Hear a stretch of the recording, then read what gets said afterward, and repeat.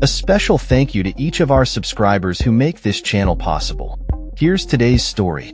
In a stunning turn of events just a week after his controversial Liberation Day tariffs, President Donald Trump announced a 90-day pause on the implementation of most of his punitive tariffs against various countries, with the notable exception of China.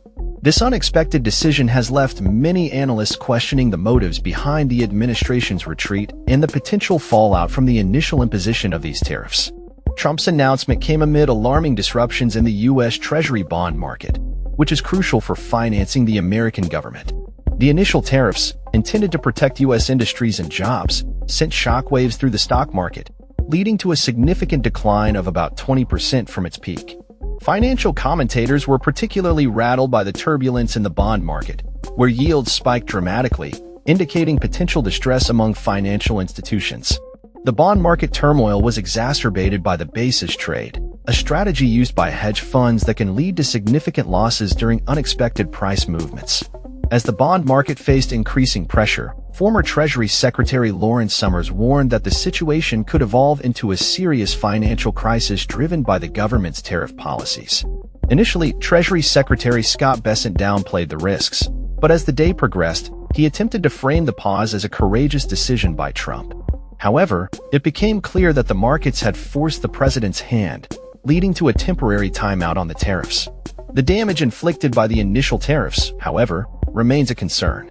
Investors, businesses, and consumers are left grappling with the uncertainty that has been injected into the economy.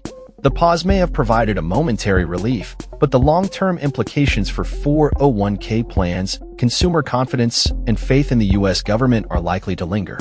In a separate but equally intriguing development, Trump took to his Truth Social platform to announce the tariff pause, framing it as part of a larger strategy to negotiate trade deals with over 75 countries.